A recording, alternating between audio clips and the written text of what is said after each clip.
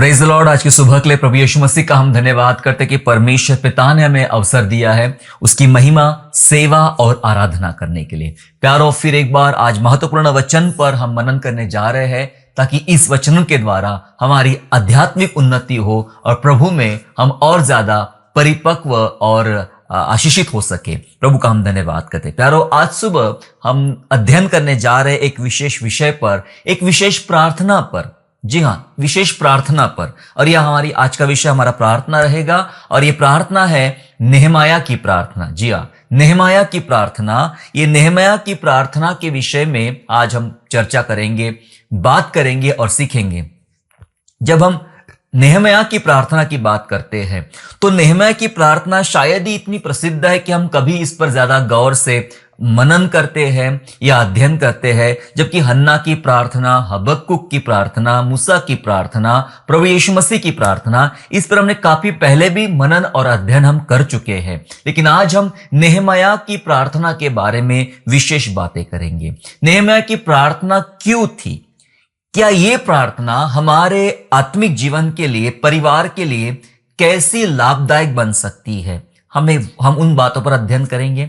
हम अध्ययन करेंगे क्या हमें हमारे कुछ प्रार्थना शैलियों को बदलने की आवश्यकता है, जिस पर हम मनन करेंगे। हम नेहमाया की थोड़ी पृष्ठभूमि जानने का प्रयास करेंगे कि क्या ऐसी दशा में, ऐसी सिचुएशन में कोई व्यक्ति क्या इस प्रकार से प्रार्थना कर सकता है और क्या प्रार्थना से सब कुछ हो सकता है। ये बहुत सारे सवाल कलीसिया के दिल में, कलीसिया के मन में उमड़ते रहते हैं और इसलिए आज आवश्यकता है कि इन बातों को हम लोग जाने और समझे कि नेहमाया की प्रार्थना क्या है। जी हाँ, जब हम नेहमाया की बात करते हैं तो नेहमाया की बातों के साथ में एजरा का भी नाम आता है। एजरा और नेहमाया समकालीन थे, एक साथ के या समकालीन थे। इवन मलाकी की पुस्तक भी वो समकालीन पुस्तक है। ये कहा जाता है कि नेहमाया इजराइल के इतिहास की एक अंतिम पुस्तक है, इस प्रकार से कहा भी जाता है। ये समकालीन पुस्तकें थी।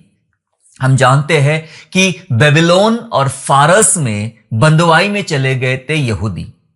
जी हाँ, बेबीलोन और फारस में बंदुआई में चले गए थे यहूदी और यरूशलेम जो था वह सूना पड़ गया था, बर्बाद कर लिया गया था और उजड़ गया था। और नेहमाया जो था वो अतर्शत्र राजा के पास में एक प्यादा था, पियाऊ था, सो वह काम करता था। और जब राजा ने आदेश दिया कि चलो भाई तुम अपने देश वापस जा सकते, निष्कासित लोग थे जिनको वापस भेजा गया, तो एजरा की पुस्तक बताती है ये लगभग 3 भागों में लौट कर आए यहूदी। यरूशलेम में यहूदी 3 अलग अलग भागों में लौट कर आए। 2 भागों का वर्णन एजरा की पुस्तक में है तो एक भाग का वर्णन नेहमाया की पुस्तक में है। ये लौट कर आए। एजरा ने यरूशलेम में वापस मंदिर की स्थापना की और नेहमाया ने शहरपनाह की स्थापना किया, शहरपनाह को बनाया। हम ये कह सकते हैं ये दोनों ऐसे अगुवे हैं जो सरकार में थे। विशेष रूप से नेहमाया की बात करूं मैं, सरकार में थे और धर्मी थे। जी हां, धर्मी थे। परमेश्वर की आत्मा की अगुवाई से निर्णय लेता था नेहमाया। और ऐसा व्यक्ति राजनीति में होना, सरकार में होना, यह बहुत बड़ी बात है। और किस प्रकार से परमेश्वर की बुद्धि से, एक प्रामाणिक जीवन से, ईमानदारी के जीवन से, और उसने मसीह के राज्य को बढ़ाया है, यरूशलेम में रहने वालों की उन्नति कराई है और बहुत सारे विरोधों के बावजूद भी। लेकिन ये बहुत सारी चीजें हुई। जो शहर उजड़ गया था उसको बनाने के लिए, उसकी पुनर्स्थापना करने के लिए नेहमाया का परमेश्वर ने इस्तेमाल किया। लेकिन क्या आप जानते हैं ये सब कुछ इतना आसान था, इतना इजीली हो गया कि चलो जो उजड़ चुका है उसे कोई भी आके बना लेगा? इतना आसान था? अगर आप ध्यानपूर्वक समझने का प्रयास करेंगे, एजरा और नेहमाया की पुस्तक को पढ़ेंगे तो इतना आसान नहीं था। इतना आसान नहीं था एक उजड़े हुए शहर को बसाना। और ऐसे उजड़े हुए शहर को बसाने के लिए आत्मिक, धार्मिक और आत्मा से परिपूर्ण, परमेश्वर के भय से परिपूर्ण लोगों की आवश्यकता होती है।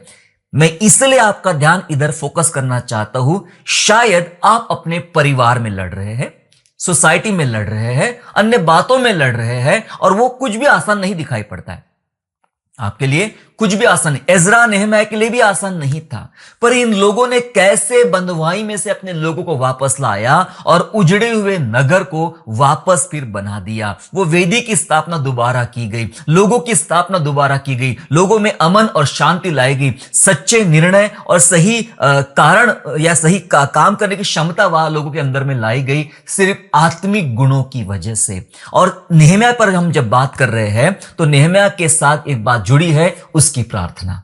क्या आप जानते हैं लगभग 11 बार नेहम्याह ने अलग अलग मौके पर मध्यस्थता की प्रार्थना किया। और ऐसी मध्यस्थता की प्रार्थना थी, हर एक बात में उसने प्रार्थना किया। पर मैं अभी भी उन बातों पर नहीं जाऊंगा कि ये बहुत लंबा विषय है नेहम्याह की प्रार्थना। हम शुरुआती अध्याय पे ही बात करेंगे जब उसे खबर मिली। एक वचन के साथ आगे बढ़ेंगे, देखते नेहम्याह क्या कर रहा था। नेहम्याह 2 अध्याय और वचन 10। नेहम्याह 2 अध्याय और वचन 10 इस प्रकार से कहता है, यह सुनकर कि एक मनुष्य इजराइलियों के कल्याण का उपाय करने आया है, होरोनी संबलत और तोबिया नाम कर्मचारी जो अम्मोनी था, उन दोनों को बहुत बुरा लगा। एक व्यक्ति, एक इंसान इजराइलियों की कल्याण के लिए उपाय करने आ रहा है, इजराइलियों की भलाई करने आ रहा है। यह सुनकर अगर जो हित चिंतक होते, जिनके नाम यहां गिनवाए गए हैं, यदि वे हित चिंतक होते इजराइल के, तो खुशी मनाते थे, आनंद मनाते थे। लेकिन ऐसा लिखा है उनको बहुत बुरा लगा। उनको बहुत बुरा लगा, और बुरा लगने के बाद उन्होंने फिर युक्तियां रचना शुरू कर दिया। अलग अलग अवसरों पर अलग अलग परिस्थिति में इन्होंने युक्तियां रचना शुरू कर दिया नेहम्याह के विरोध में, इजराइल के विरोध में, और बहुत सताया, परिस्थिति बहुत कठिन कर दी। आप जानते हो वहां की हालात बहुत कठिन कर दी इन लोगों ने इजराइलियों को बढ़ने के लिए।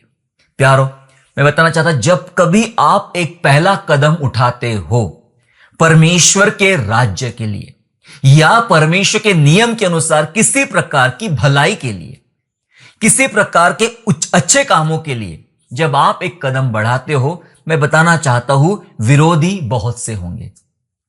विरोधी खड़े हो जाएंगे, उन्हें अच्छा नहीं लगेगा आपकी भलाई, आपके उपाय, आपके द्वारा किए जाने वाले उत्तम काम उन्हें बिल्कुल भी अच्छे नहीं लगेंगे, बिल्कुल अच्छे लगेंगे, और आपके खिलाफ वो युक्तियां रचना शुरू कर देंगे, बुरा करना शुरू कर देंगे, और आपको नीचा गिराने के लिए वो प्रयास करना शुरू कर देंगे। लेकिन उन्हें पता चला कि एक आदमी इजराइल लौट रहा है और यरूशलेम लौट रहा है, और वो अपने लोगों की भलाई करना चाहता है, और उस आदमी के खिलाफ, मतलब नेहम्याह के खिलाफ उन्होंने योजना बनाना शुरू कर दिए। वे तो बहुत सारे थे, उनके पास युक्ति, ताकत, शक्ति और बातें बहुत सारी थी। वो विरोधी लोग थे, वो भला नहीं चाहते थे। लेकिन नेहम्याह जब आ रहा है, मैं बता दूं, नेहम्याह अकेला नहीं आया, नेहम्याह प्रार्थना करके आया था। नेहम्याह ने एक लंबा समय दुआ में बिताया था, नेहम्याह ने अपने घुटने टेके थे, नेहम्याह ने उपवास किया था, नेहम्याह की अद्भुत प्रार्थना थी। इस कारण विरोधी उसका कुछ बिगाड़ नहीं पाए,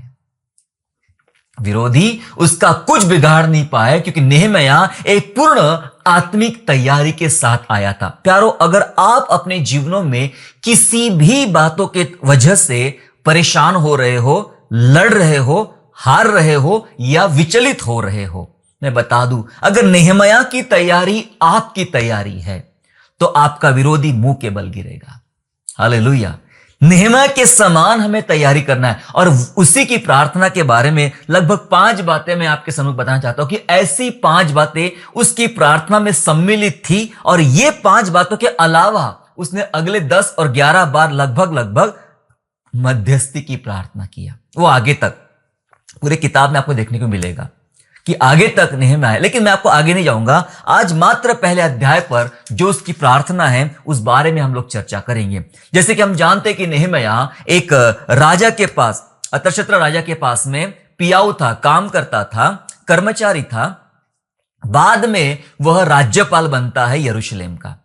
2 बार राज्यपाल बनता है, वहां जाके रहता है और बहुत सुंदर रूप से यरूशलेम की रचना करता है, लोगों की रचना करता है, तैयार करता है वहां पे लोगों को। सो ये बैठा था, सरकारी नौकरी थी, और कुछ लोग आकर नेहम्याह को संदेशा देते हैं, तू जानता है कि हमारी निंदा हो रही है, हमारे फाटक उजड़े पड़े हैं, हमारे लोग मुश्किल में आ गए। जो वहां वापसी तो हो गई है, यरूशलेम में लोगों की वापसी तो हो रही है, लेकिन अभी कुछ व्यवस्थित वहां पर नहीं है, विरोधी बहुत से हैं और हमारी निंदा की जा रही। कैसा है तुम्हारा परमेश्वर, कैसे तुम्हारे लोग, बहुत सारी बातों की। और ये बातें सुनकर नेहम्याह, बाइबल कहती है, रोने लगा।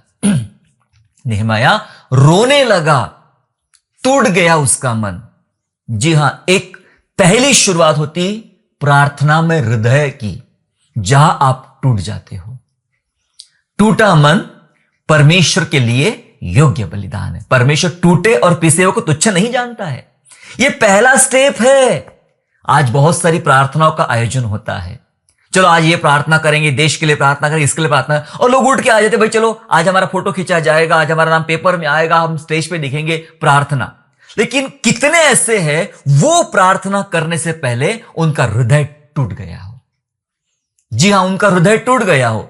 अब नेहम्याह तो खुश था अपने घर में, मतलब सरकारी नौकरी है भाई, पैसा अच्छा मिलता है, राजा भी खुश है, प्रॉपर्टी है, चीजें है, दूसरों का क्या करना, मैं तो सेफ हूं ना, मैं तो अच्छा हूं ना। वो अपना पार्ट देख सकता था, लेकिन उससे पीड़ा हुई अपने लोगों के कारण। मेरे लोग निंदा में हैं, मेरे लोग विपत्ति में हैं। और लिखा है वचन में कि वह रोने लगा, उसका हृदय टूट गया और बहुत लंबा समय उसने प्रार्थना में बिताया। ये कोई साधारण बात नहीं थी मेरे प्यारों। एक बहुत लंबा समय उसने दुआ में बिताया, उपवास प्रार्थना में किया, बिताया। अब वो कैसी प्रार्थना करता है, ये महत्व का है। पहले हृदय टूटना, पहला स्टेज। जब कभी आप किसी बात के लिए प्रार्थना करने जा रहे हो, आपका हृदय का टूटा होना बहुत जरूरी है। पहली बात हम देखने जा रहे हैं कि उसकी प्रार्थना क्या थी। उसके बाद उसने प्रार्थना करना आरंभ कर दिया। नेहम्याह का पहला अध्याय और वचन 5 में हम लोग पढ़ेंगे। नेहम्याह चैप्टर 1 एंड वर्स 5, जहां लिखा है, हे स्वर्ग के परमेश्वर यहोवा, हे महान और भय योग्य ईश्वर, तू जो अपने प्रेम रखने वाले और आज्ञा मानने वाले के विषय अपनी वाचा पालता और उन पर करुणा करता है। मैं यहां रोकना चाहूंगा, क्योंकि इसलिए कि इस वचन पर हमें प्रॉपर मनन करना पड़ेगा। नेहम्याह जब प्रार्थना की शुरुआत करता है, ये पहली बात बताना चाहता आपको मैं, उसकी प्रार्थना कैसी थी। अब वो प्रार्थना शुरुआत कर रहा है, उसकी प्रार्थना कैसी थी। अब वो गया नहीं है, यरूशलेम गया नहीं है, उसने कोई युक्ति नहीं रची है, उसने कुछ प्लानिंग नहीं किया है, उसने कुछ भी तैयारी नहीं किया। सबसे पहले प्रेयर, उसके पहला स्टेज मैंने बता दिया आपको, दिल का टूटना। Prayer prayer prayer. आप क्या करते हैं, पहले पूरी तैयारी कर लेते हैं, बाद में प्रेयर करते हैं। पहले सारे इंतजाम कर लेते हैं, बाद में प्रेयर करते हैं। हम उल्टा करते हैं, इसलिए कई बार हम फेल होते हैं। सीधा रास्ता, उसने प्रेयर किया और उसकी प्रार्थना की शैली, हम नेहम्याह की प्रार्थना सीख रहे हैं आज, इसलिए कि उस प्रार्थना को मैं अपनी शैली बनाऊं और उस शैली के साथ मैं अपने जीवन के तमाम युद्ध को जीत पाऊं। देखिए, उसकी प्रार्थना जो थी परमेश्वर की विशेषता पर आधारित थी। नेहम्याह की प्रार्थना परमेश्वर की विशेषता पर आधारित। विशेषता, जब आप प्रार्थना करने बैठते हो तो आपका सबसे पहला पाठ स्तुति का होना चाहिए, परमेश्वर की विशेषता का होना चाहिए। देखो, कोई भी बात आप सामने रखने जा रहे हो, निवेदन रखने जा रहे हो, उसके पहले उस निवेदनों के साथ, उस निवेदनों के प्रति परमेश्वर कितना अच्छा है, क्या इन निवेदनों को, क्या वो लड़ सकता है, क्या इस निवेदनों को वो चुका सकता है, क्लियर कर सकता है, इन बातों को आपको समझना पड़ेगा। अब नेहम्याह बोल रहा है यहां पे कि हे स्वर्ग के परमेश्वर यहोवा, हे महान भय योग्य परमेश्वर। विशेषता, विशेषता गिनवा रहा कि प्रभु मेरा स्वर्ग का प्रभु है। पता क्यों बोल रहा है ऐसा? छोटे से यरूशलेम को सुधारना है, और कौन सुधार पाएगा? जो स्वर्ग का मालिक है, स्वर्ग का परमेश्वर, तू जो महान है और भय योग्य है। नेहम्याह बता रहा, अपने घुटने टेक दे रहा कि हम कुछ नहीं कर पाएंगे प्रभु, आप ही सब कुछ हो। महान भय योग्य है, तू जो अपने प्रेम रखने वाले और आज्ञा मानने वाले के विषय में अपनी वाचा पालता और अपनी करुणा उन पर करता है। जो तुझसे प्यार करेगा उनके साथ तो अपनी वाचा बांधता, उनके ऊपर करुणा करता है। तू ऐसा है। तो परमेश्वर की विशेषता पर आधारित है उसकी प्रार्थना। शुरुआत कर रहा प्रार्थना की, विशेषता। जब भी हम प्रार्थना करें अपने विशेष कामों के लिए, विशेष बातों के लिए, आपकी प्रार्थना का पहला भाग परमेश्वर की सुंदरता का वर्णन हो, परमेश्वर की विशेषता का वर्णन हो। कैसा विशेष परमेश्वर है। मैंने बहुत बार ऐसे लोग देखे हैं जो प्रार्थना करते हैं और उनको कोई प्रॉब्लम होती है, बस डायरेक्ट उसी प्रॉब्लम को करना शुरू कर देते हैं। भाई सामने, मतलब परमेश्वर सामने है, तो आपको उनको यह बताना बहुत जरूरी है कि प्रभु आप क्या है मेरी नजर में, मैं आपको क्या समझता हूं, मैं आपके पास क्यों आया हूं, क्यों मैं आपके साथ सामने आज दुआ कर रहा हूं, घुटने टेक रहा हूं। यह समझाना जरूरी है प्रभु आप कितने सक्षम परमेश्वर है। पता है, जब हम संसार में जीते हैं तो किसी महान बड़े व्यक्ति के पास जाते हैं तो उसको गिनवाते कि जो मालिक है या जो भी है हमारा बॉस, आप ऐसे है, सर आप ऐसे है, वो ऐसा कर सकते हो, इसलिए मैं आपके पास है, मैं किसी और के पास नहीं गया हूं। विशेषता का वर्णन, आपकी प्रार्थना परमेश्वर की विशेषता पर आधारित होना चाहिए। जो नेहम्याह की प्रार्थना, जिस उसने सबसे पहले परमेश्वर की महानता का वर्णन किया और विशेषता का वर्णन किया। उसके बाद दूसरी बात वो प्रार्थना करता है, वही पहले अध्याय के 6 और 7 वचन को यदि हम पढ़ ले, 6 और 7 ऐसा लिखा है यहां पर, तू कान लगाए और आंखें खोले रहे कि जो प्रार्थना मैं तेरा दास इस समय तेरे दास इजराइलियों के लिए दिन रात करता रहता हूं, उसे तू सुन ले। मैं इजराइलियों के पापों को जो हम लोगों ने तेरे विरुद्ध किए हैं मान लेता हूं, और मेरे पिता के घराने दोनों ने पाप किया है। जी हां, और 7वां वचन कहता है, हमने तेरे सामने बहुत बुराई की है, और जो आज्ञाएं, विधियां और नियम तूने अपने दास मूसा को दिए थे उनको हमने नहीं माना। क्या कर रहा है नेहम्याह? प्रार्थना में क्या कर रहा है? वो प्रार्थना में कह रहा है कि सबसे पहले अपने पाप मान रहा है। मैं तेरा दास हूं प्रभु, रात दिन में प्रार्थना करता हूं, और वो मान रहा है, इजराइलियों के पापों को मान रहा है। वो कहता है कि हम लोगों ने, पहली बात हम लोगों ने, फिर मैं और मेरे पिता के घराने ने। क्या हम कहते करते हैं ऐसा? देखो, प्रार्थना सीखना है। नेहम्याह की प्रार्थना की शैली समझ लेंगे तो आप बहुत प्रभावशाली प्रार्थना कर पाओगे। वो जब प्रार्थना करने आ रहा है तो ये नहीं कह रहा कि हमारे पापों को माफ कर दे प्रभु, उनके पापों को माफ कर दे प्रभु। पाप मानने में 3 बातें करता है। सबसे पहले बोलता है इजराइलियों के पाप, पूरे सब आगे उसके अंदर में, फिर मेरे पाप, फिर मेरे पिता के घराने के पाप, मेरे पाप, मेरे पिता के घराने के पाप, इजराइलियों के पाप। जब आप पाप मान रहे हो, दरअसल नेहम्याह यहां पे मध्यस्थी का पश्चाताप कर रहा है। उसकी प्रार्थना मध्यस्थी के पश्चाताप पर आधारित थी। मध्यस्थी का पश्चाताप है, वो सबके लिए, अपने लिए, अपने पिता के घराने के लिए और पूरे इजराइलियों के लिए मध्यस्थी कर रहा है। कौन सी? पश्चाताप की भी मध्यस्थी होती है। पश्चाताप, सिर्फ प्रार्थना की नहीं, पश्चाताप की भी मध्यस्थी, कि मैंने, मेरे घराने ने, मेरे पिता के घराने ने और तमाम इजराइलियों ने तेरी नजर में पाप किया है। सिर्फ इतना नहीं, 7वां वचन बोलता है कि हमने इतनी बुराई किया है, इतनी बुराई किया कि तूने अपने दास मूसा के द्वारा जो विधियां और नियम बताए गए थे उनको भी हमने नहीं माना, नहीं माना। आप क्लियर होना चाहिए परमेश्वर के सामने। आपकी प्रार्थनाएं, आपके पाप एकदम स्पष्ट रूप से होना चाहिए कि हमने नहीं माना, मैंने ये पाप किया, वो पाप किया, और जो आज्ञाएं, नियम बताए गए थे उनको भी हमने नहीं माना। जब हम अपने लिए प्रार्थना करें तो हमारी प्रार्थना भी मध्यस्थी के पश्चाताप पर आधारित होना चाहिए। हमने उन तमाम लोगों के लिए पश्चाताप करना है मेरे प्यारों, प्रार्थना में, जो आपके साथ जुड़े हुए हैं और जिनके लिए आप प्रार्थना करने वाले हो। जब भी आप दूसरों के लिए प्रार्थना करें ना, तो अपने लिए भी माफी मांगे, दूसरे जिसके लिए प्रार्थना कर रहे हो उसके लिए भी माफी मांगे। कभी हम दुआ में बैठे हैं और 7, 8, 10 लोग बैठे हुए हैं और किसी विशेष बात के लिए दुआ कर रहे हो, तो उन तमाम 7, 8 लोग, क्योंकि प्रार्थना में शामिल है वो अभी, तो उनके लिए भी माफी मांगे।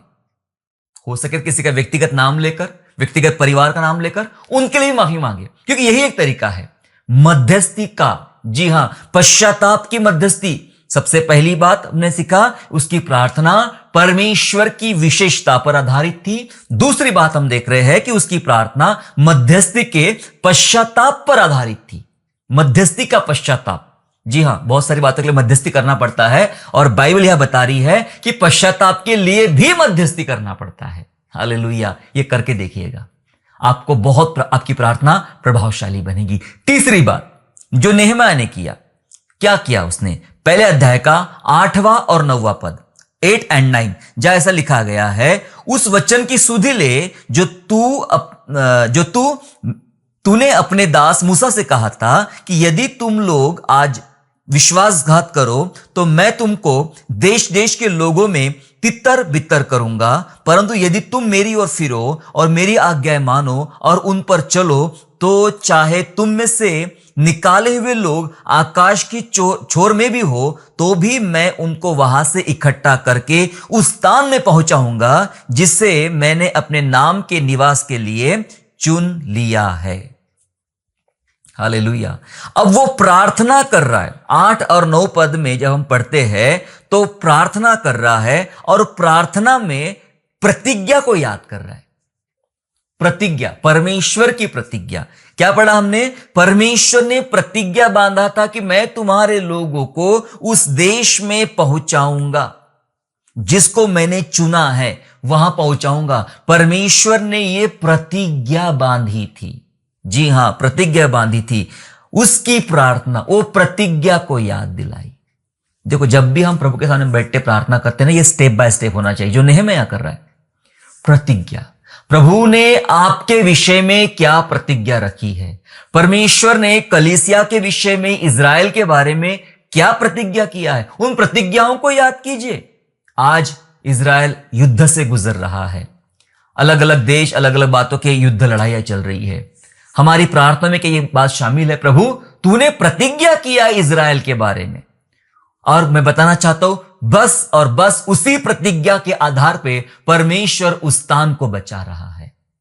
यह मत समझ लेना कि उनके पास बहुत बड़ी ताकत है, बहुत सारे शस्त्र है, आधुनिकता है, यह है, उसकी वजह से नहीं जीत रहे वो लोग। किसी को भी नहीं पता, पूरी दुनिया सोचती है कि उनके पास ये हथियार है, उनके पास ये टेक्नोलॉजी है। नहीं, किसी को नहीं पता कि उनके पास जीवता परमेश्वर है और जीवते परमेश्वर की प्रतिज्ञा है, और अपने प्रतिज्ञा की वजह से वे लोग बचाए जा रहे हैं, वरना उनको नाश करना कोई बड़ी बात नहीं है। समझ रहे आप? प्रतिज्ञा है परमेश्वर की, और जब आप दुआ करने बैठ रहे हो तो प्रतिज्ञा याद करता है। प्रॉब्लम क्या चल रहा है? आपको प्रॉब्लम याद होना चाहिए। प्रॉब्लम यह है कि यरूशलेम के लोग उजाड़ में पड़े हुए हैं, निंदा हो रही है, उन्हें उनका मजाक उड़ाया जा रहा है, वो सेफ नहीं है। और ऐसे हालातों में प्रार्थना नंबर 1, प्रभु आपकी विशेषता ये है। प्रार्थना नंबर 2, प्रभु मैं पश्चाताप करता हूं मेरे लिए, अपने घराने के लिए, पिता घराने के लिए और तमाम इजरायलियों के लिए। प्रार्थना नंबर 3, प्रभु आपने तो ये प्रतिज्ञा बांध के रखा है ना कि आप उनको विशेष स्थान में रखोगे। वो प्रतिज्ञाओं को याद, जब भी आप प्रार्थना करें तो आपकी प्रार्थना परमेश्वर की प्रतिज्ञाओं पर आधारित होना चाहिए। आप अपने बारे में प्रतिज्ञा याद कीजिए, कलीसिया के बारे में प्रतिज्ञा याद कीजिए, बाइबल में आपने कौन सी प्रतिज्ञा आपने पढ़ा है, सीखा है, समझा है, उनको याद कीजिए और वो बातें प्रार्थना में रखिए। नेहम्याह की प्रार्थना ऐसी थी। कितनों को लग रहा है कि हम ऐसी प्रार्थना नहीं करते हैं? बस एक बार शुरू हो गए, जैसे गाड़ी को सेल्फ मारा तो शुरू हो गई गाड़ी, बस चलती रहती, कुछ नहीं रुकती फिर कहीं पर भी। 3 बातें बताए, 2 बातें और बताए, खत्म करना चाहता हूं। ये स्टेप बाय स्टेप जब आप प्रार्थना करोगे तो नेहम्याह वो प्रार्थना का पुरुष है। उसने जो काम कर दिखाया ना, तो पूरे दुनिया में भी ऐसा काम कोई नहीं कर सकता है जो नेहम्याह ने कर दिखाया है। उसको पढ़ेंगे आगे हम लोग। और वो सारी बातें प्रार्थना का परिणाम था। जी हां, उसकी प्रार्थना प्रतिज्ञा पर आधारित थी। प्रतिज्ञा याद करो, अपने कौन सी प्रतिज्ञा बांधी है। चौथी बात बताना चाहता आपको मैं, और जो 10वें पद में लिखी गई है। और 10वें पद में इस प्रकार लिखा है, अब वे तेरे दास और तेरी प्रजा के लोग हैं जिनको तूने अपनी बड़ी सामर्थ और बलवंत हाथ के द्वारा छुड़ा लिया है। जी हां, परमेश्वर का वचन बात कर रहा है, मतलब वो प्रार्थना कर रहा है नेहम्याह कि प्रभु हम तेरे दास है, तूने अपनी बड़ी सामर्थ और बलवंत हाथ के द्वारा छुड़ा लिया। दरअसल नेहम्याह जो प्रार्थना कर रहा है, उसकी ये प्रार्थना परमेश्वर के बीते व्यवहार पर आधारित है। समझ रहे आप?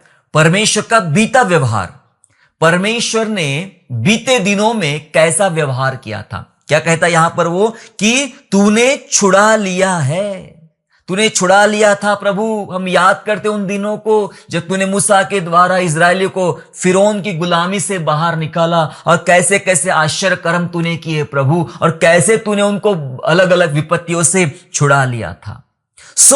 बीता व्यवहार प्रभु को याद दिला रहा है। प्रभु कैसा आपने बचाया था, हमने तो पाप भी किया था, हमने तो बुराई किया, तब भी तूने बचा लिया प्रभु। हम तो मुकर गए थे, तब भी तूने बचाया प्रभु। तूने जंगल से बचाया, तूने समंदर से बचाया, तूने फिरौन की सेना से बचाया, तूने भूखमरी से बचाया। बहुत सारी बातें याद दिलाया, बीता व्यवहार याद दिला रहा। प्रियो, जब आप प्रार्थना करते हो तो क्या आपकी प्रार्थना में ये बातें शामिल होती है? बीता व्यवहार परमेश्वर का प्रभु ने आपके साथ किया, बीते दिनों में किया, आपके पूर्वजों के साथ किया, आपके परिवार के लोगों के साथ जो भलाई किया, क्या आपको याद है? क्या भूल गए हो? आपके मम्मी ने, पापा ने, दादा ने, दादी ने, नानी ने, चाचा ने, क्या हुआ था, कैसे प्रार्थना करते थे वो लोग। मुझे नहीं पता वो सच में प्रार्थना करने वाले थे या नहीं थे, लेकिन यदि थे और उनके साथ अगर परमेश्वर ने कोई भलाई किया है, बहुत सारे चिन्ह और चमत्कार परमेश्वर ने कलीसिया के लोगों के बीच में किए हैं, परिवारों के मध्य में किए हैं, बहुत सारे आश्चर्य कर्म किए हैं। आज वो बारी है जब हम दुआ में बैठे तो परमेश्वर के बीते व्यवहार को याद करें। हे प्रभु, तूने मेरे दादा के साथ ये काम किया था। हे प्रभु, तूने मेरे पापा के साथ ये काम किया था। प्रभु, तूने मेरे नानी के साथ ये काम किया था। बीता व्यवहार को याद करे, प्रार्थना में रखे। और नेहमाया ऐसी प्रार्थना कर रहा है कि परमेश्वर के बीते व्यवहार को याद रख रहा है। परमेश्वर के बीते व्यवहार, प्रभु की भलाई कितनी अद्भुत थी, कि प्रभु ने कितने उत्तम काम हमारे साथ किए थे, उसको वह याद दिला रहा है। अभी तक 4 मुख्य बातें हमने देख लिया, और अब वह पहुंचेगा विशेष अनुरोध पर। 5वीं जो प्रार्थना है उसकी, अब वो पहुंचेगा विशेष अनुरोध पर, जो विशेष निवेदन होगा। ठीक है, क्या हम हमारी प्रार्थना को ऐसे 5 भागों में बांट सकते हैं? 3 भाग तो ऑलरेडी हम पहले भी कई संदेशों में सुन चुके हैं, लेकिन आज 5 भाग, और विशेष रूप से नेहम्याह की प्रार्थना के आधार पे।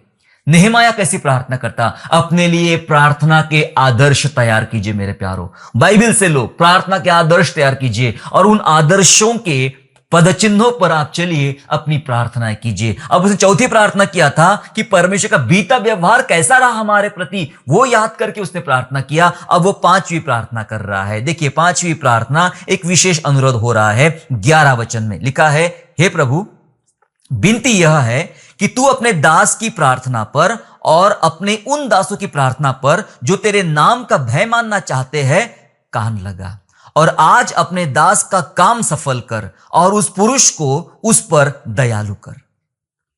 क्या प्रार्थना कर रहा? उसको पता है मैं प्रार्थना कर रहा हूं, जो लोग मेरे साथी आए थे बात करने के लिए वो भी प्रार्थना कर रहे हैं, तू हमारी प्रार्थना पे कान लगा प्रभु। और सब मिलके क्या प्रार्थना कर रहे हैं? क्योंकि अब आगे बढ़ना है, अब कुछ काम करना है, और इसलिए वो प्रेयर कर रहा है, जो हम चाह रहे हैं उस बातों पर प्रभु कान लगा। और लिखा है वचन में कि इससे पहले कि मैं राजा के पास, जो लिखा है, उस पुरुष को मेरे पर दयालु कर। किस पुरुष को? क्योंकि वो राजा से अब परमिशन लेने वाला है। ये राजा, जिस राजा के हाथ के नीचे नेहम्याह काम करता था, ये राजा यरूशलेम को बनाने के लिए बहुत हेल्पफुल था। बहुत कुछ किया इस राजा ने, बहुत मदद पहुंचाई नेहम्याह के द्वारा, लेकिन उसका मन यूं ही तैयार नहीं हुआ। पहले कितना लंबी प्रार्थना किया, कितना लंबा टाइम नेहम्याह ने प्रार्थना किया था। वो प्रार्थना कर रहा है कि प्रभु मेरे प्रति दया निर्माण कर उस व्यक्ति के अंदर में, क्योंकि उसके सामने मैं जब जाऊं और कुछ बात करूं तो मेरी बात वो मान ले। और बाइबल पढ़ते बड़ी आसानी से उसकी बात मान ली गई, बड़ी आसानी से, और चीजें आसान होती गई। लेकिन उन आसान चीजों के साथ चुनौतियां भी खड़ी रहती गई। चुनौतियां भी खड़ी थी, लेकिन आसान चीजें होती गई। उसने, उसकी प्रार्थना विशेष अनुरोध पर आधारित थी। अब विशेष अनुरोध कर रहा है कि शुरुआत यही से करना है। जब आप प्रार्थना करते हो, देखो एक रणनीति आपको सीखना पड़ेगा। जब आप प्रार्थना करते हो तो स्टेप बाय स्टेप प्रार्थना कीजिएगा, और सिर्फ मैं तो किसी बात पे विश्वास नहीं करता, सिर्फ और सिर्फ प्रार्थना। आप प्रार्थना की वजह से ही आपके साथ जितने लोग जुड़े होंगे, जिनके पास आपको जाना है, जहां से काम करवाना है, उन सब का मन परमेश्वर बदलने वाला है, बदल सकता है। पहले आप प्रार्थना तो कीजिए, उन सब का मन प्रभु बदल देगा। आपको सामने से, उसने राजा से रिक्वेस्ट नहीं किया, उसने परमेश्वर से रिक्वेस्ट किया। समझ रहे आप? तब जाके राजा माना। आपके केस में कितने ऐसे राजा मजबूत रूप से खड़े हो, हिलना नहीं चाह रहे, क्योंकि आप हिला रहे हो, क्योंकि आप हिला रहे हो इसलिए हिलना नहीं चाह रहे। जाओ अपने कमरे में जाओ, घुटने टेको, दुआ करो। 1 मिनट नहीं, शायद 1 घंटा, शायद 1 दिन, शायद पूरी रात, शायद हफ्ता भर, शायद महीना भर दुआ कीजिए। दुआ दुआ दुआ दुआ में बैठिए। एस्तर रानी कहती मैं 3 दिन 3 रात अपने सहेलियों के साथ उपवास प्रार्थना में बैठी रहूंगी। तू भी ऐसी प्रार्थना कर। मुर्दे को बोलते तू भी ऐसी प्रार्थना कर, क्योंकि उन्हें अपने लोगों को बचाना है।